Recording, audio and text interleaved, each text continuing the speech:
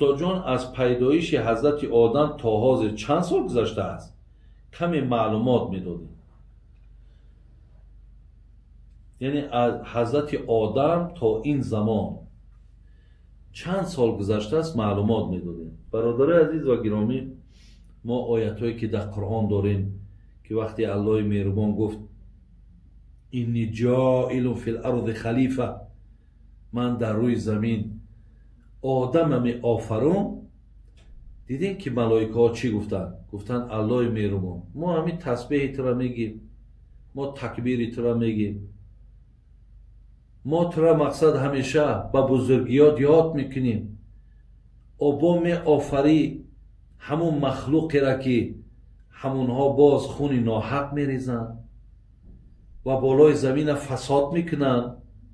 بسیاری مفسران میگن که معناش همینه که پیش ای حضرت آدم هم یعنی با آدم ها زندگی میکرده هم، اکو جین ها زندگی کردنش آمده است، لیکن میگه حتی پیش از جین ها با آدم ها هم زندگی میکردن، زیرا که اگر نمیکردن این ملائکه ها از کجا گفتن که باز روی زمین فساد میکنن، خونریزی میکنن؟ یا اینکه اونها مقصد در همون لوح المحفوظ خواندن که پیشترک مقصد همین خیل مخلوقای بود که روی زمین پلید کردن، فساد کردن، خون ناحق ریختن. ولی بسیاری از مفسران میگن نه، دنیا را ابتداش میگه ای همه حضرت آدم این طرف سر میشود. برای همین در این بابها اختلاف ها هست برادر عزیز، هر خیل نظرها هست. ولی اینجا من یک چند چیزی را آوردم با روایت ابن حبان که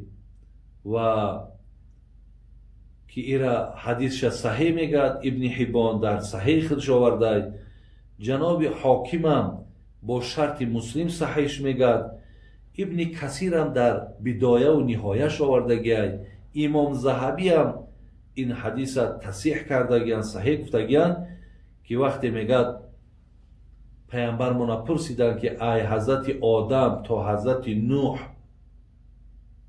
چی مقدار سال گذشت؟ یعنی بین آدم و بین نوح، آدم هم پیامبر بود، نوح هم پیامبر بود، بین اینا چند تا گذشت؟ گو 10 قرون. 10 قرونش اگر بگیری یعنی 10 عصر، 10 عصر. ولی در گرد همین هم بحثه که مقصد همین حساب 10 عصر، یعنی عصر 100 سال حساب نمیکنن. میگه در همین جا عصر با 10 سال حساب نمیشه، با 100 سال حساب نمیشه، زیرا که اگر بگیریم بین آدم و نوح، یعنی از روی ظاهری حدیث بگیریم، میگه 10 عصرش حسابی که 1000 سال، 1000 سال. همین هم مقصد در روایت حدیث همین خیلی آمده است. و گفتن کم بین نوح و ابراهیم، از نوح تا ابراهیم چی؟ نه ابراهیم بعد نوح آمد، گفت 10 قرون. اینجا هم گفت 10 عصر یعنی 1000 سال. ایرا جناب امام حاکم در مستدرکش صحیح گفته است با شرط مسلم. انا از امام قرطبی باشد از ابن عباس میارد که بین حضرت موسی و بین حضرت عیسی چند تا گذشت؟ میگه اینجا دم 1000 سال. خلاص برادرای عزیز و گرامی، من اینجا در چند از جناب جلال الدین سیوطی آورده است، گفته است یعنی عمر گفته است، عمراشون گفته است.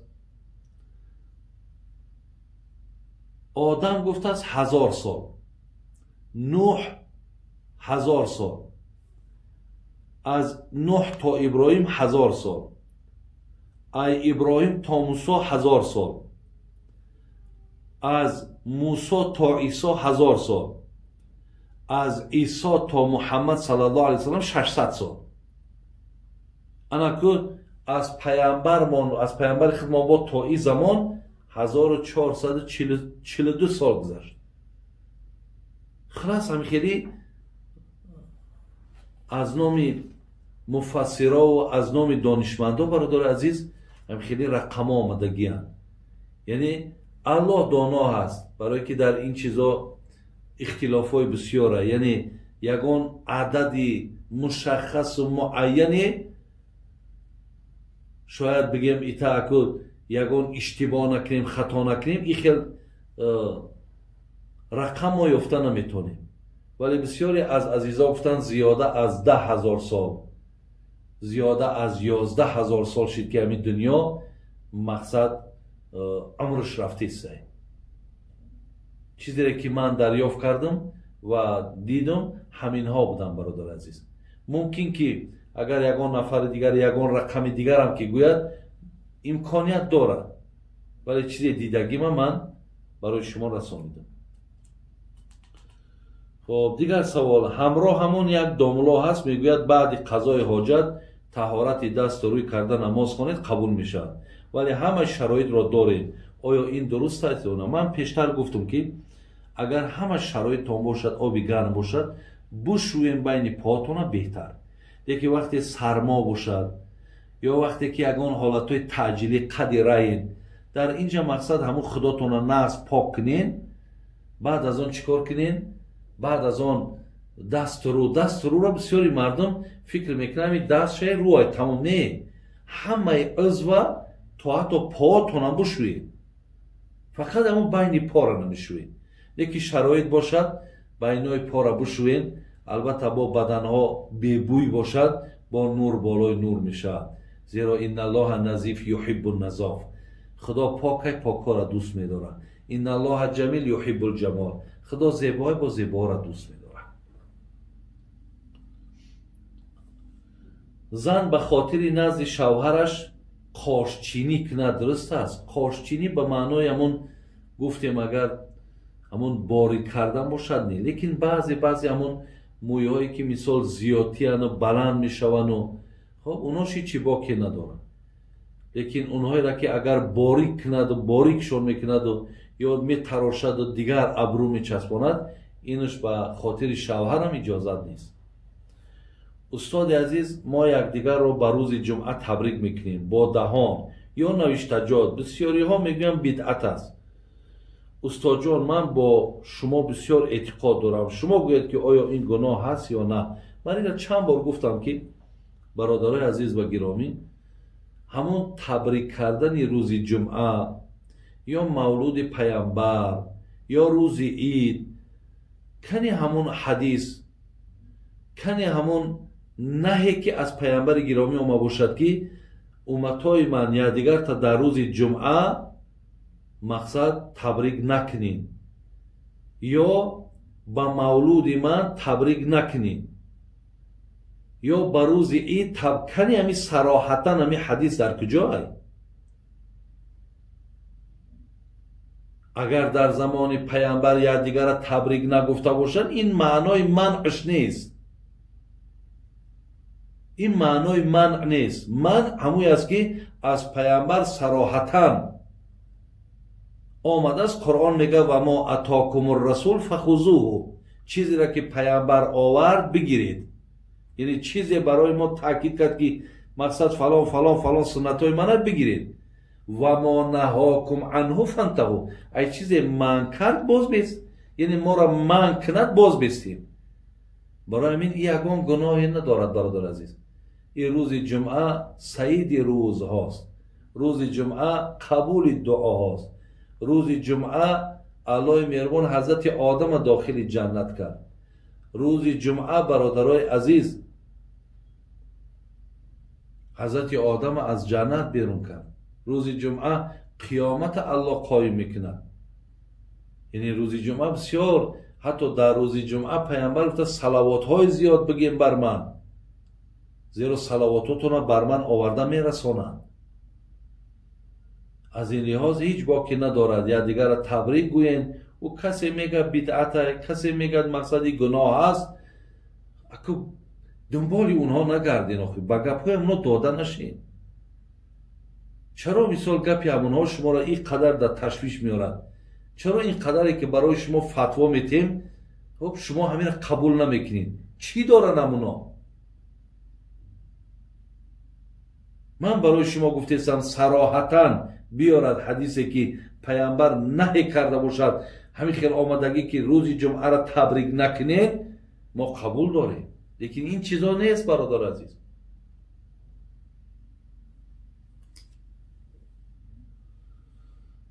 خب سوال برادرم در صدمه مشکلی عصبی پیدا کرده است، بسیار ساده هست، با این زن دادن جایز است یا نه؟ شما بینید که همون آدم عقلش در جاش باشه زنش بتین، عقلش در جاش نباشد نتین. برای آدمی بی عقل یا برای آدمای دیوانه مثال زن دادن اینا یگان شرط و یگان واجب و یگان تاکید نیست، زیرا اونا مکلف نیستن، اونا از زندگی هیچ آگاهی ندارن. برای این در گردن شما ضرور نیست که اونها را زن بتین. دیگر از زکات طلا به جای طلا پولش را دهیم جایز است؟ جایزه. اگر مقصد همون طلاهای شما 85 گرم شده باشن، از همون باید 2.5 گرم شما زکاتی نم. 2.5 گرم امروز در بازار بینید چند سومه، پولش هم که بتین درسته. بابا جان نامه های زفر و نامه های مثال ظریف و در اسلام درسته این چیزی ها ندارن. بابا جان در وقتی کار بسیارتر سوره فاتحه را میخونیم، این جایز است؟ درسته در حالت کاراتون مقصد برای همین با هم دست به کار و دل به یار گفتگی میتونید سوره فاتحه را خوانید، میتونید دیگر سوره را خوانید، میتونید تا آخری کارتون لا اله الا الله بگین، میتونید سبحان الله و بحمدی سبحان الله العظیم بگین، بسیار خوب میشود. این طرف دست ها در کار، این طرف زبان ها در یاد الله، بهترین حالت میشود. دیگر سوالی که در پیش من هست، یک نفر از ما سوال کردن که برای ما بگو که در قرآن چند سوره است و چند کلمه دارد و چند حرف دارد و چند آیت است. من اینجا در برادر عزیز کتابی در پیش دارم درباره خاص درباره قرآن برای ما معلومات میتن. میگه که دوره حجاج، برادر عزیز حجاج ابن یوسف ثقفی که نام یکی بسیار از رهبرهای مسلمان ها در سالهای 40 هجری تا 95 هجری، یعنی این با موافق میلادی بگیریم 661 میلادی با 714 میلادی، یعنی همگی یکان 54 سال عمر دیدگی است این حجاج ابن یوسف ثقفی. اگر پیامبر ما 600 یعنی بگیم یکان 32 اگر ای دنیا گذشته باشد، یک تخمین 40 سال بعد از پیامبر حجاج رهبری میکرد بر مسلمان ها که در دوره هم خیلی خانمانسوزی و خیلی جبر و ظلم در حق مسلمان ها زیاد شدگیه. همین در زمان همین میگم امر کرد که تمام قاری ها را که تمام کلمه و حرف و آیت و سوره همین قرآن حساب کنید. در 4 ماه میگه حسابش کردن. ببینید گفتن 114 سوره داره، مثل این سوره که این سوره بقره است، خب این سوره نساء هست و دیگر سوره ها 114 سوره. کلمه 77437 کلمه بوده است. حرف دانه دانه حرفاش 323015 حرف بوده است.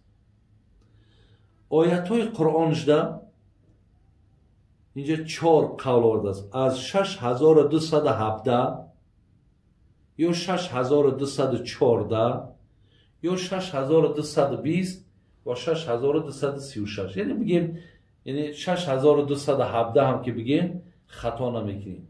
اونه که مثال میگفتن آیت قرآن که خوب و دلکش است 6666 است، یعنی 4 6 میموندن، میفتن آیت های قرآن 6666 است. اکی این قول در همین کتاب میگه هیچ اعتبار ندارد، این قول ضعیف است، مثلا هیچ اعتباری در این نیست. اینهایی که گفتم برای شما انشاءالله صحیح ترش برادرها همینه. خدای مهربان خاتمه مون بخیر کند، ایمانمون با سلامت نگه دارد و الله مهربان برادرایی که با ما سوال ارسال کردین، خدای مهربان در عمرتون در جانهاتون برکات نصیب کنه و خدا همه ما را توفیق دهد که با آنچه که شنیدیم عمل کننده باشیم. سلام علیکم و رحمت الله و برکاته.